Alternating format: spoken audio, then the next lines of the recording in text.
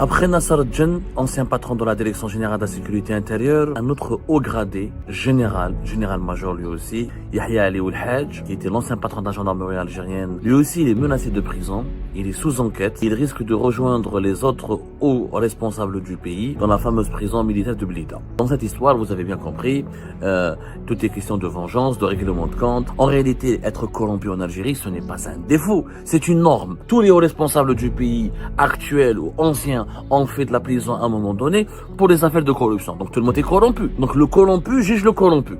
Ou l'ex-corrompu va juger l'actuel corrompu, ou l'actuel corrompu qui va condamner un ex-corrompu. Donc ça n'a plus aucun sens. En réalité, Ould Haj, s'il va rejoindre Nassar Djen en prison, c'est pour les mêmes raisons que pour lesquelles Nassar Djen a été emprisonné. C'est que le régime algérien a peur. L'actuel régime, il paniquait. Il a peur qu'on complote contre lui. Aujourd'hui, le régime actuel, Tebboune et Chengriha vivent dans une paranoïa générale. Vous devez comprendre qu'en ce moment, l'Algérie ne va pas bien du tout parce que les principaux décideurs, Chengriha et Abdelmadjid Tebboune, vivent en permanence dans la peur du complot. Le régime algérien, il a peur de finir comme Bachar al-Assad. C'est qu'il y a un bouillonnement. Tebboune et Chengriha savent très bien que la population commence à être en colère, que la population est totalement dégoûtée, que le pays est en colère. C'est le retour du Hirak. Tebboune et Chengriha ils ont un objectif, c'est d'empêcher à tout prix le retour du Hirak.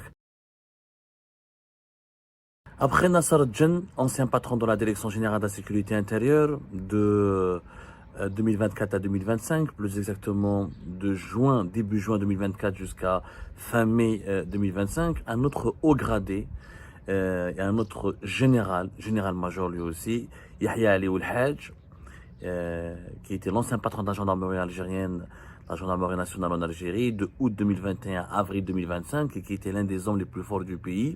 Lui aussi, il est menacé de prison, il est sous enquête, et il risque de rejoindre les autres hauts responsables du pays, notamment généraux et généraux-majors et officiers supérieurs de l'armée et des services secrets algériens, dans la fameuse prison militaire de Blida. Après Nassar Djen, un autre poids lourd du régime Tebboune, parce que Yahya Ali Ould Haj était certes un militaire de carrière et un gendarme de carrière depuis l'époque de Bouteflika, du régime déchu de Bouteflika, mais il est devenu chef d'état-major des forces de la gendarmerie algérienne, la gendarmerie nationale entre 2020 et 2021.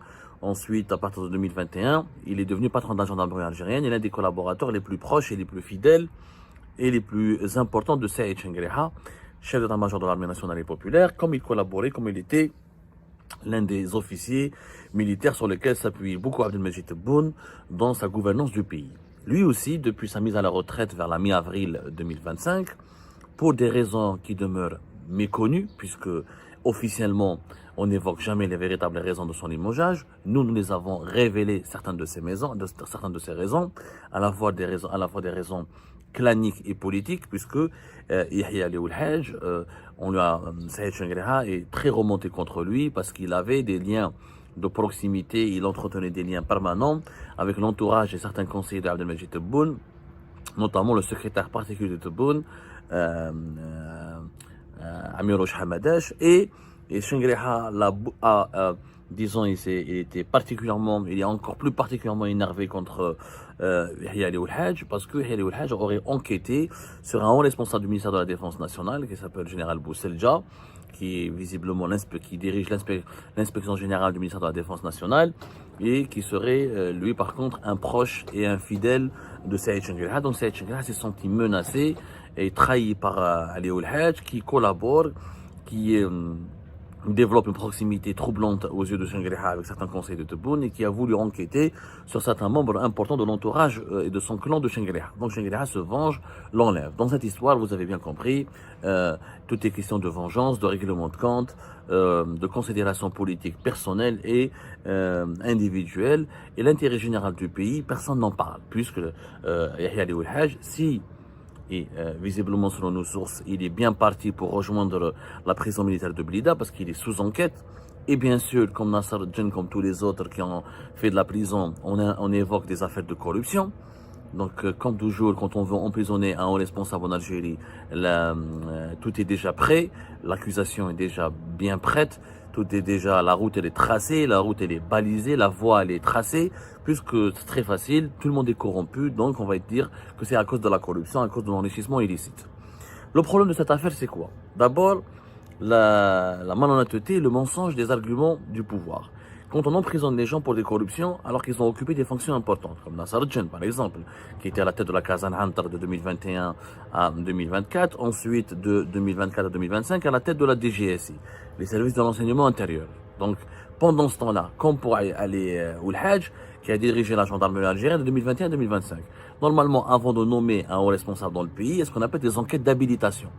Les responsables militaires comme politiques, leur nomination, normalement en Algérie, elle est conditionnée par des enquêtes d'habilitation. C'est-à-dire que, avant que le président de la République ne valide ou ne décrète la nomination d'un patron de la gendarmerie, d'un patron des services, d'un ministre, d'un PDG d'une grande compagnie publique qui met son attraque ou son gaz ou d'un n'importe quel poste à la tête d'une institution sensible, normalement, c'est ce qu'on appelle les enquêtes d'habilitation. C'est-à-dire que les services de sécurité, DGSN, DGSI et gendarmerie algérienne doivent fournir une enquête détaillée, un rapport détaillé dans lequel ce rapport il est dit où cette personne elle est corrompue ou pas corrompue, est-ce qu'elle a des affaires, est-ce qu'elle a des comportements suspects, est-ce qu'elle est l'auteur de comportements répréhensibles, est-ce qu'elle représente potentiellement un danger sur le plan de la morale et de l'éthique, est-ce qu'elle peut être conforme aux exigences de la morale et de la rigueur. C'est les rapports. Bon, les rapports sécuritaires ne demandent pas au président de prendre un choix. Ils fournissent des données pour que le président de la République fasse un choix. Si Oulhaj était corrompu, alors pourquoi les enquêtes d'habilitation ne l'avaient pas dites? Et si Nassar Djen était un corrompu lui aussi, pourquoi les enquêtes d'habilitation ne l'ont pas dites? Je suis pas en train de les défendre, je suis pas en train de dire qu'ils ne sont pas corrompus, je n'ai pas les preuves qu'ils ne soient pas corrompus, comme je n'ai pas les preuves qu'ils sont corrompus. Enfin, j'ai des indices, j'ai naturellement des informations qui imputent à Ali Oulhaj, comme elle impute à Nassar Djen, des comportements ou des implications ou des engagements ou des participations à certaines manœuvres de corruption, d'enrichissement illicite. Mais pourquoi on les a nommés au départ? S'ils sont des corrompus, les et dans leur nomination, puisqu'ils faisaient pas l'affaire, parce que leur profil, ils sont pas devenus corrompus comme ça facilement. Ils sont devenus corrompus parce qu'ils avaient des prédispositions à la corruption. S'ils sont corrompus, c'est qu'ils l'étaient déjà corrompus bien avant. C'est très rare où un responsable devient corrompu lorsqu'il arrive à exercer le pouvoir. C'est que avant même d'arriver au pouvoir, il a franchi des étapes et au cours de ces étapes-là, il s'est comporté de façon immorale où il a eu des manquements graves à l'éthique en termes de corruption. Tout ça pour vous dire que la corruption, c'est encore une fois, comme le fameux proverbe, quand on veut noyer son chien, on dit qu'il a la rage. C'est l'argument bateau. C'est un argument fourre-tout, un concept fourre-tout, pour justifier tout et n'importe quoi. On dit que son responsable est corrompu. En réalité, ils ne les jugent pas pour corruption, parce que quand ils les ont placés, quand ils ont décidé de les nommer et de leur donner des institutions, ils savaient très bien qu'ils étaient potentiellement corruptibles. Et ça les a jamais dérangés. En réalité, être corrompu en Algérie, ce n'est pas un défaut, c'est une norme. Tout le monde est en prison pour corruption. Tous les hauts responsables du pays, actuels ou anciens, ont fait de la prison à un moment donné pour des affaires de corruption. Donc tout le monde est corrompu. Donc le corrompu juge le corrompu. Ou l'ex-corrompu va juger l'actuel corrompu, ou l'actuel corrompu qui va condamner un ex-corrompu. Donc ça n'a plus aucun sens. La corruption est un concept fourre-tout politique qui permet aux dirigeants algériens actuels, au régime algérien actuel, d'instrumentaliser la justice pour incarcérer d'anciens hauts responsables, des adversaires potentiels ou d'anciens compagnons qui n'ont plus de place dans le bateau, dans ce navire qui s'appelle le régime algérien et qui est en train de tanguer. Quand il n'y a plus assez de place, on jette les gens par-dessus bord.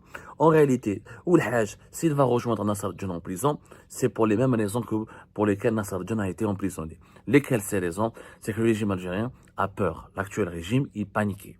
Il se sent en insécurité. Il a peur qu'on complote contre lui. Il a développé une sorte de paranoïa générale. Aujourd'hui, le régime actuel de Poun et Chengreha vivent dans une paranoïa générale. Ils se disent que Nassar Djen, il est sorti, il a des dossiers sur nous, il nous connaît, il a travaillé avec nous, il connaît quelques-uns de nos secrets. On ne peut pas le laisser libre comme ça, parce qu'il risque d'entrer en contact avec des personnes tierces, il pourrait alimenter en information des raisons qui nous sont hostiles, il pourrait pactiser avec des raisons qui nous sont hostiles, il pourrait rejoindre l'opposition contre nous, il pourrait comploter contre nous, il pourrait être tenté de se venger contre nous qui l'ont enlevé du pouvoir après l'avoir utilisé pour nous renverser. C'est cette paranoïa qui pousse le régime actuel à emprisonner ses propres anciens collaborateurs et les personnes qui ont été loyales. Parce que Nassar Djen, il aime Tebboune. Nassar Djen, je vous dis la vérité, comment Nassar Djen, il sacralisait Tebboune. Pour lui, Tebboune était l'équivalent de Ouali Boumediene. La même chose, Ali Oulhaj. Ali Oulhaj il sacralisait Shangri-La. Pour lui, Shangri-La était, je crois, avec les grands généraux de l'histoire. Je crois, Jules César. Et il adorait Tebboune.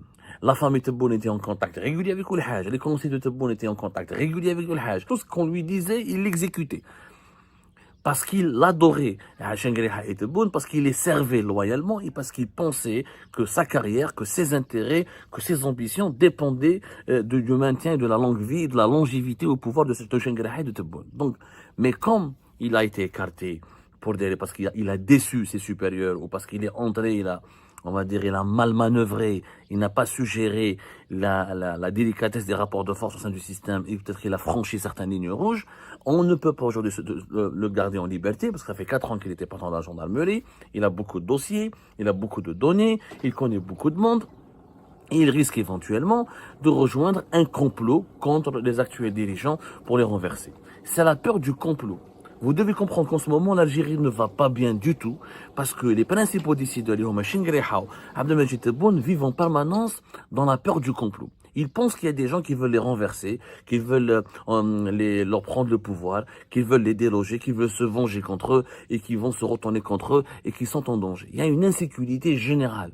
Un régime qui emprisonne tout le monde pour n'importe quelle de façon aussi expéditive, de façon aussi arbitraire, de façon aussi violente. Il ne se contente pas d'emprisonner ses propres opposants. Parce que Saïd Narza, Nasser Djen, ou Ali Oul Hajj, ou les gens qui sont rentrés en prison, n'étaient pas des opposants. Ils n'étaient pas des opposants. Ce sont des piliers du pouvoir. Saïd Narza, elle était la copine de Tebboune. Nasser Djen était le serviteur, le loyal collaborateur et le loyal directeur des services secrets d'Abdelmajid Tebboune. Rappelez-vous, la grande mosquée d'Alger. La grande mosquée d'Alger, fait l'Aïd 2024, l'Aïd Saghir. Quand Tebboune dit à Nasser Djen, c'est Nasser. Donc il y avait une proximité, il y avait une confiance. Ali Yahya Oul Hajj, c'était le patron, le très gentil serviteur et très zélé patron de la gendarmerie algérienne de Shangri-La et de Tebboune. Mais comme ils n'ont plus besoin d'eux, comme les tâches pour lesquelles les missions qui leur ont été assignées ont été accomplies, comme ils se sont mal comportés, comme ils ont déçu, et comme ils sont devenus usés, et comme ils ne donnent plus satisfaction, on se débarrasse d'eux. Mais on ne peut pas les laisser à la retraite, puisqu'ils savent trop, puisqu'ils, comme tout dirigeant algérien, quand il quitte le pouvoir, il est frustré, il est déçu, il est remonté, il est exaspéré au pardonnez-moi, vraiment, la situation du pays devient tellement inquiétante que ça nous rend malade. Ça nous rend vraiment malade. Donc, les laisser en liberté, laisser la liberté de circulation et de manœuvre pour Ali Yahya Oul Hajj ou pour Nasser Djen est dangereux pour l'actuel régime. Parce qu'il est persuadé que des complots seront fomentés contre lui. Pourquoi cette peur, cette angoisse? D'abord, une conjoncture internationale extrêmement hostile. Le régime algérien, il a peur de finir comme Bachar al-Assad, à savoir des puissances régionales et mondiales vont utiliser des relais locaux pour le renverser, comme ça s'est passé avec Bachar al-Assad. Conjoncture internationale extrêmement compliquée, ils sont entourés d'ennemis, des crises avec les partenaires les plus importants du pays. Donc le régime actuel se sent menacé de partout. Deuxièmement, une conjoncture socio-économique en Algérie extrêmement difficile. Une misère sociale, manque d'argent, manque de recettes, on en a parlé tout à l'heure, ce qui fait que il y a plus de moyens pour acheter la paix sociale. Parce qu'avant, le régime de Bouteflika, pourquoi il ne craignait pas d'être renversé? Parce qu'il achetait tout le monde. L'armée, les généraux étaient bien payés. Quand ils sortaient de leurs fonctions, ils pouvaient faire du business et créer des sociétés à travers leurs enfants, leurs familles, etc. Les oligarques, ils arrosaient tout le monde. L'économie fonctionnait. Les emplois, ça a été créé. Il y avait l'enseigne, il y avait l'engin. Ça bougeait. Les importations, ça sortait, ça rentrait. Le pays vivait bien. Mais comme aujourd'hui, il n'y a plus de moyens, il n'y a plus de ressources financières, que la politique économique, elle est désastreuse et qu'elle a suscité énormément de déficits et l'épuisement des réserves de change du pays, on ne peut pas acheter la paix sociale. Quand on ne peut pas acheter la paix sociale, on ne peut pas acheter la paix politique. Parce que la paix sociale, le régime ne l'achète pas uniquement avec la population. Les simples mortels, ils l'achètent aussi avec ses hauts responsables. Quand ils partent à la retraite, s'ils n'ont pas de business, s'ils n'ont pas d'avantage, ils rigolent qu'ils doivent aller là. Ils voudront nous prendre le pouvoir. Donc, c'est aussi la paix sociale, ça achète la paix politique. Avec les caciques du régime, quand ils quittent leur fonction, ils deviennent des businessmen, où ils ont des rentes, où ils ont des business avec des prêtements, avec leurs enfants et leurs fils, qui leur permet de vivre agréablement. Donc, il y a plein, ce n'est pas possible. Et troisièmement, c'est qu'il y a un bouillonnement. Tebboune et Shangri-La savent très bien que la population commence à être en colère, que la population est totalement dégoûtée, que le pays est en colère. Il y a une colère profonde, elle est silencieuse, latente, mais elle est profonde. C'est le retour du Hirak. Tebboune et Shangri-La ils ont un objectif, c'est d'empêcher à tout prix le retour du Hirak, empêcher toute contestation. Sauf que le Hirak, pour eux, ne peut pas être enclenché s'il n'y a pas au sein du pouvoir des dynamiques et des contestations internes qui pourront mener vers l'enclenchement d'une contestation générale dans la rue et de mobiliser la population.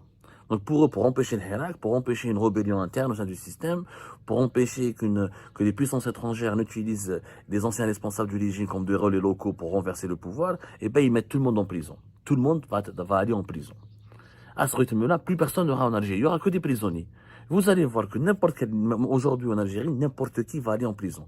Mon Nassar Djen, il y aura potentiellement, mon général Oulhaj, le général major Oulhaj, il y aura d'autres personnes, d'autres hauts gradés, Saïd Nazar, leurs copains, leurs copines, leurs amis, leurs anciens collaborateurs, leurs anciens chefs de la gendarmerie, de la police, des services secrets, tout le monde peut aller en prison. Juste pour préserver la longévité du pouvoir. À un moment donné, ce pouvoir, il va devenir aveugle, il va devenir fou, il va mettre tellement du monde autour en prison qu'il va se retrouver isolé. Il va se retrouver isolé, il ne comprend pas que trop de persécution tue la persécution. La persécution, elle marche quand elle est à dose limitée. Mais quand elle est excessive et exagérée, elle va tuer la répression et ses effets seront, comme on dit en communication, un effet boomerang. C'est-à-dire, ça va finir par provoquer l'effet contraire qui est recherché.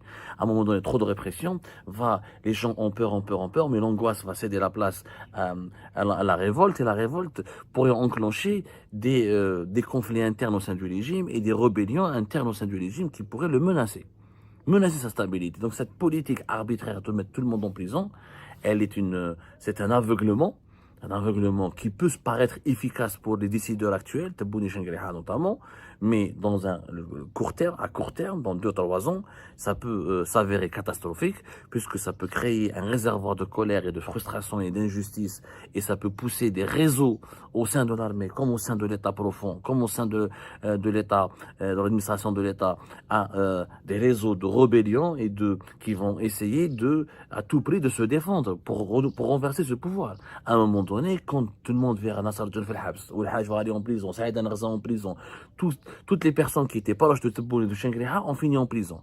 Donc comment voulez-vous que les autres ne prennent pas peur? Et par peur, ils pourraient se défendre, ils pourraient anticiper les événements et essayer de mettre en place des manœuvres pour déstabiliser Tebboune et Shangri-La avant que Tebboune et Shangri-La ne mettent tout le monde en prison. Parce que si tout le monde finit en prison, là, le pays n'est pas tenable, ne peut pas résister au choc interne comme au choc externe. À un moment donné, cette logique d'incarcération brutale et arbitraire, elle finira par faire gripper la machine interne, la machine politique interne du régime algérien. Et là, des divisions importantes vont émerger et de ces divisions pourrait jaillir une grande crise d'instabilité et d'insécurité interne, ce qui va menacer potentiellement la sécurité nationale.